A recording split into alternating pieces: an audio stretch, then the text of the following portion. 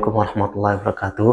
Setelah kita membahas ayat ke-7 dan ke-8 yang menurut saya wallahu a'lam bahwa ayat ke-7 ini merupakan tema utama dari surat Al-Kahfi.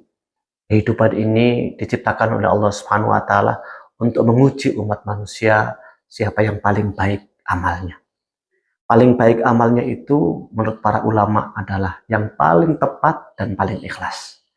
Paling tepat itu ukurannya adalah kitab yang Allah turunkan kepada hambanya yang tidak ada di dalamnya itu kebengkokan dan lurus membimbing umat manusia, memberikan peringatan kepada manusia dan memberikan panduan kepada umat manusia yang disampaikan oleh Rasulullah Shallallahu Alaihi Wasallam. Itulah ukuran aswabuhu yang lebih tepat.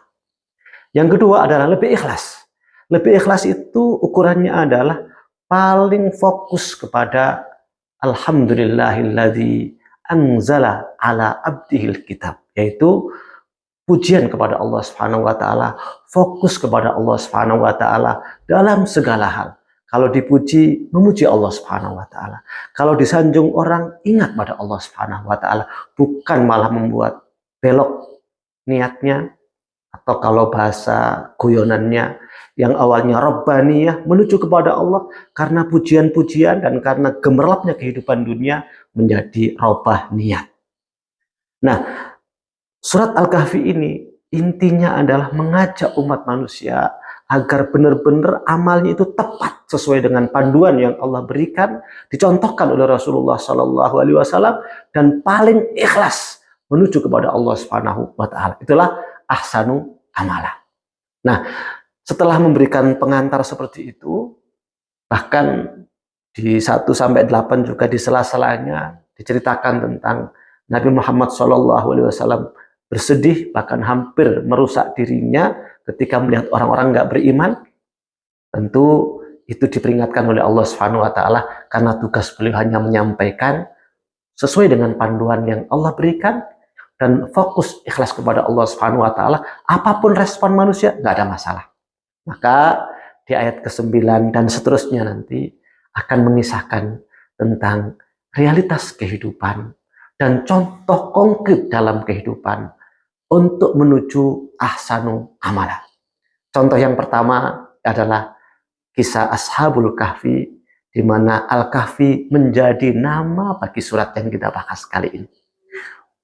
Perhatikan ayat ke-9. Am hasibta anna ashabal kahfi warraqimi kanu min ayatina ajaba.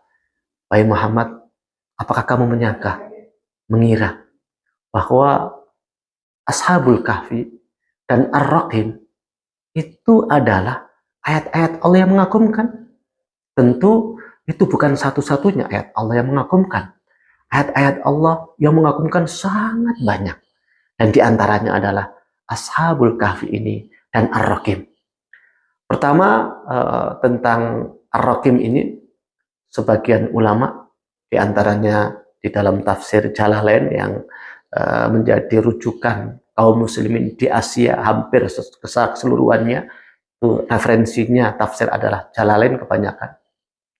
Beliau menyebutkan bahwa Ar-Raqim itu adalah sebuah batu yang ada tulisan tentang nama-nama Ashabul Kahfi ini, atau tentang kisah Ashabul Kahfi ini. Makanya Ar-Raqim itu semakna dengan Al-Marqum atau Al-Maktub, sesuatu yang tertulis, suatu keajaiban, suatu hal yang mengagumkan. Kalau tidak ada catatannya, nggak ada dokumentasinya, akan ditelan sejarah. Dan catatan yang ada di dunia ini pun bisa ditelan sejarah, namun karena Allah mengabadikan di dalam Al-Quran, maka akhirnya catatan itu ditemukan oleh sebagian umat manusia. Namun kalau kita lihat di dalam terjemahan Departemen Agama, maka di dalam terjemahannya memang tidak diterjemahkan hanya Ar-Raqim, Ashabul Kahfi dan Ar-Raqim. Namun di penjelasan terjemahannya dijelaskan bahwa Ar-Raqim itu bisa bermakna nama anjing yang dibawa oleh Ashabul Kahfi ini, atau Ar-Raqim itu sama dengan tafsir Jalalain, yaitu sebuah batu yang ada catatan tentang nama-nama mereka ini. Apapun perbedaan para ulama, namun yang jelas kisah utamanya adalah Ashabul Kahfi. Nah, Ashabul Kahfi ini bukan satu-satunya yang mengagumkan di dalam kehidupan ini. Bukan satu-satunya yang mengagumkan bagi ciptaan Allah Subhanahu wa taala. Namun bagi kita manusia, pasti kisah Ashabul Kahfi ini sangat mengagumkan. Kenapa? Karena Allah menidurkan mereka selama 309 tahun. Coba bayangkan gimana makannya, gimana asupan kebutuhan-kebutuhan fisik mereka, gimana kulitnya, terus gimana dengan situasi sekitarnya, mungkin lumut-lumutnya, mungkin binatang-binatangnya, mungkin tanamannya. Kalau ada tanaman mungkin sudah rimbun banget. Namun Allah Subhanahu wa taala Maha Kuasa. Sesuatu yang oleh manusia dianggap mustahil, bagi Allah sangat mudah. Hanya dengan kun fayakun semuanya terjadi. Karena itulah maka kisah Ashabul Kahfi ini bagi kita manusia, bagi kita kaum mukminin, itu tanda-tanda kekuasaan Allah yang mengagumkan. Tapi bukan satu-satunya. Nah, ayat ke-10 masih mengisahkan tentang Ashabul Kahfi, tapi kisah globalnya 1 sampai 12 itu global, 9 sampai 12 itu globalnya saja. Apakah kamu mengira bahwa Ashabul Kahfi dan Ar-Raqim itu tanda-tanda kekuasaan Allah yang mengagumkan? Ketika beberapa pemuda yang pergi berlindung ke gua dan mereka mengatakan, "Ya Allah, berikan kepada kami rahmat dari sisimu dan siapkanlah, perbaikilah untukku hidayah, petunjuk, dan jalan keluar atas persoalan-persoalan urusanku." Tentu kita lihat bahwa Ashabul Kahfi ini di pengantar yang saya berikan sebelumnya tidak dimaknai dalam tanda kutip melarikan diri. Tapi mereka karena menghadapi situasi yang sangat rumit, yang mereka khawatirkan bukan kepentingan dunianya, bukan fisiknya, bukan urusan kehidupan mereka yang aman di tengah keluarganya, tapi yang mereka risaukan adalah keimanan yang ada di dada mereka, keyakinan yang mereka yakini, khawatir terganggu, khawatir tercerabut. Mereka nggak khawatir kalau harus kehilangan nyawa, nggak khawatir kalau harus kehilangan fasilitas hidupnya, tapi yang mereka khawatirkan, ancaman-ancaman itu bisa mempengaruhi keimanannya. Karena itu, demi menjaga imannya, mereka kemudian berangkat ke gua untuk berlindung. Id awal fityatu ilal kahfi faqalu rabbana atina min ladunka rahmah wa hayyi lana min amrina rasyada. Perhatikan sekali lagi, mereka itu pergi berlindung ke gua. Dan berlindungnya sekali lagi bukan karena takut mereka disiksa, bukan karena takut mereka terbunuh, bukan karena takut fasilitas kehidupannya hilang, tapi mereka khawatir ancaman-ancaman itu mengganggu imannya. Perhatian, sekali lagi, mereka khawatir imannya yang terganggu bila disiksa dan tidak kuat dengan siksaan itu. Makanya, sekali lagi, yang dikhawatirkan bukan fisiknya, bukan dunianya, tapi yang dikhawatirkan adalah imannya yang membuat mereka berangkat dan berlindung ke gua. Di pengantar juga sudah saya sampaikan bahwa gua itu tempat berlindung ketika situasi di luaran itu membahayakan. Baik bahaya dingin atau bahaya binatang-binatang buas di luar, di hutan, karena biasanya di sekitar gua itu, karena gua itu adanya di gunung, gunung itu biasanya dikelilingi dengan hutan, maka banyak bahaya yang mengancam, maka kemudian berlindung ke gua. Dan tentu dalam kehidupan ini mudah-mudahan kita sholat menyendiri di hadapan Allah Subhanahu wa taala atau masuk ke dalam masjid untuk meregup rohani kita dari curahan rohani yang diberikan oleh Allah Subhanahu wa taala itu bagian dari kita masuk ke dalam gua dari kehidupan ini untuk menyelamatkan kita dari berbagai bahaya yang mengancam iman kita. Saya ulangi lagi bahwa Ashabul Kahfi ini tidak melarikan diri, tapi mereka mencari solusi. Perhatikan, mereka berdoa kepada Allah Subhanahu wa taala, Rabbana atina min ladunka rahmah wa hayyi' lana min amrina rasyada. Yang mereka minta dari Allah adalah rahmat. Karena tanpa rahmat dari Allah Subhanahu wa taala, mereka tidak selamat. Tanpa rahmat dari Allah Subhanahu wa taala, mereka tidak bisa bertahan. Tanpa rahmat dari Allah Subhanahu wa taala, mereka tidak bisa beriman. Demikian juga kita. Jangan sampai kita mengira kalau kita sekarang beriman, bisa beramal soleh, bisa ngaji, karena kehebatan kita. Tidak. Karena rahmat Allah Subhanahu wa taala. Bahkan nanti pun kalau kita masuk surga, itu rahmat dari Allah Subhanahu wa taala. Maka mohonlah rahmat Allah Subhanahu wa taala dan carilah sebab-sebab datangnya rahmat Allah Subhanahu wa taala. Di antaranya adalah belajar. Di antaranya adalah ketaatan kepada Allah Subhanahu wa taala. Di antaranya ada amar ma'ruf dan nahi mungkar. Itu dapat menghadirkan rahmat Allah Subhanahu wa taala. Tapi jangan karena melakukan itu semuanya terus kita merasa, oh itu karena jasa saya, itu karena kerja saya, karena kehebatan saya. Enggak, itu karena rahmat dari Allah Subhanahu wa taala. Yang diminta Ashabul Kahfi yang kedua adalah wahai lana min amrina rasyada. Ya Allah, berikan untuk kami, siapkan untuk kami, perbaikilah urusan-urusan kami dan berikan kami rasyada. Kalau menurut tafsir cara lain, rasyada itu adalah hidayatan, petunjuk. Dan sudah kita bahas juga di pengantar yang sebelumnya bahwa rasyada di dalam surat Al-Kahfi ini disebut lebih dari 2 kali. Dan ini menunjukkan bahwa Al-Quran yang mengawali surat Al-Kahfi ini, Alhamdulillahilladzi anzala ala abdihil kitaba, itu adalah petunjuk yang membimbing umat manusia dari kegelapan di dunia ini sehingga mendapatkan solusi atas segala persoalan-persoalan dalam kehidupan. Nah, Ashabul Kahfi masuk ke dalam gua untuk mendapatkan solusi dari persoalan yang dihadapi agar imannya tetap terjaga, keyakinannya tetap terpelihara sampai dia bertemu dengan Allah Subhanahu wa taala. Ternyata setelah mereka berangkat ke gua, Allah Subhanahu wa taala menyebutkan fadarabna ala adanihim fil kahfi sinina adada tsumma ba'asnahum lina'lama ayyul hizbaini ahsa lima labithu amada.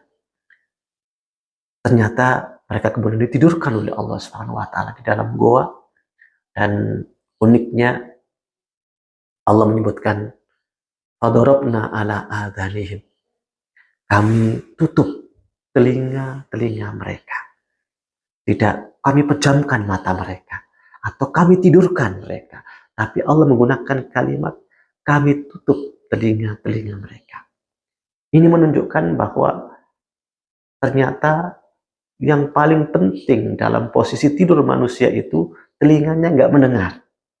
Karenanya kalau kita membangunkan orang kadang-kadang nggak usah disentuh, cukup diteriakin atau dipanggil bangun, itu langsung bangun.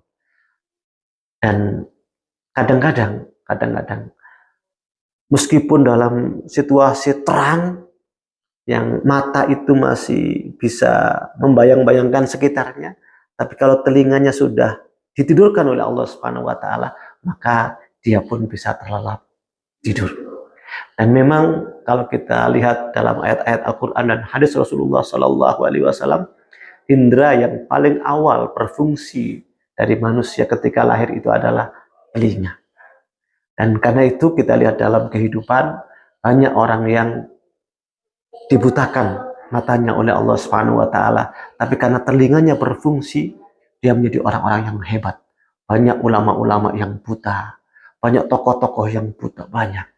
Tapi kalau yang dipekakan telinganya, itu biasanya amat rumit untuk mendapatkan berbagai hal dalam kehidupan ini. Meskipun tidak berarti orang yang dipekakan telinga kemudian tidak bisa menjadi baik, tidak menjadi hebat, mungkin bisa atas izin Allah Subhanahu wa taala, tapi dalam kehidupan sangat jarang dijumpai orang yang telinganya ditutup oleh Allah Subhanahu wa taala, matanya dibuka, itu bisa menjadi hebat sebagaimana jumlah orang yang dibutakan matanya tapi telinganya masih terbuka, itu banyak yang menjadi orang-orang hebat. Makanya di sini Allah menyebutkan fadarabna ala adhanihim.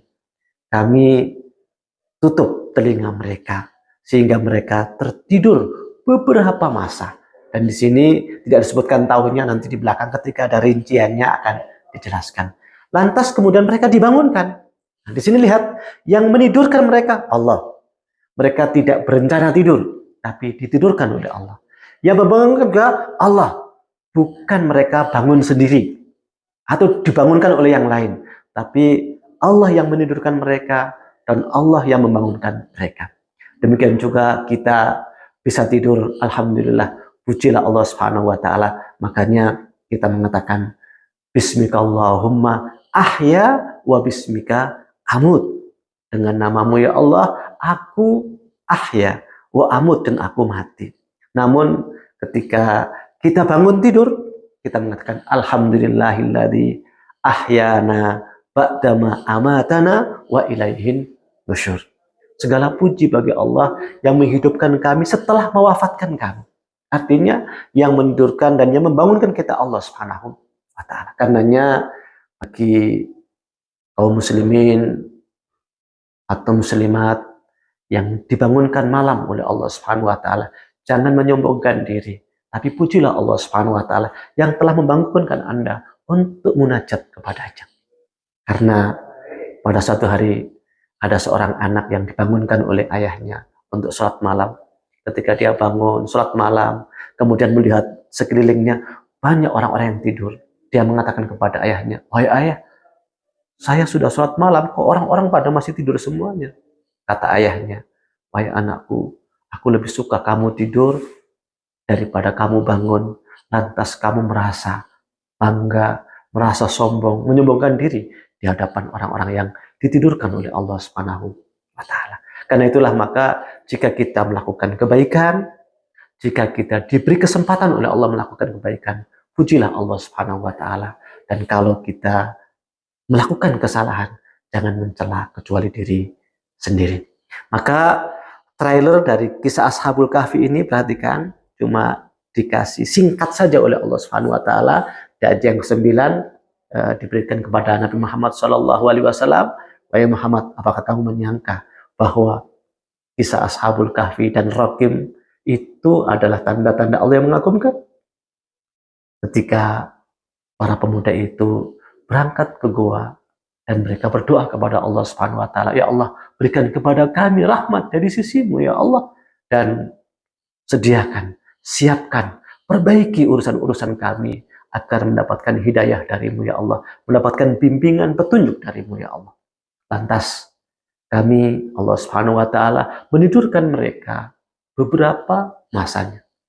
Kemudian kami bangunkan mereka agar Allah mengetahui siapa yang paling baik, paling valid dalam menghitung lamanya mereka tidur. Nah, siapa yang Ayul Hizbah ini, dua kelompok yang paling valid, paling detail atau paling akurat hitungannya, ini adalah Ashabul Kahfi itu sendiri. Ketika mereka bangun, sebagian mereka mengatakan, "Kita ini kayaknya tidur setengah hari atau sehari." Tapi kata yang lain, Allah yang lebih tahu berapa lama kita tidur di sini. Nah, Allah ingin mengetahui di antara mereka Ashabul Kahfi ini, siapa yang paling bisa menghitung berapa lama mereka tinggal. Tentunya yang paling penting adalah Ashabul Kahfi ini bagian dari tanda-tanda kekuasaan Allah Subhanahu wa taala yang mengagumkan, tapi bukan seluruhnya. Dan mereka adalah para pemuda yang mengharapkan rahmat dari Allah Subhanahu wa taala dan mengharapkan bimbingan dari Allah Subhanahu wa taala, bukan urusan dunianya, bukan urusan fasilitas kehidupannya, tapi urusan keimanan yang menyelamatkan mereka di dunia dan di akhirat. Assalamualaikum warahmatullahi wabarakatuh.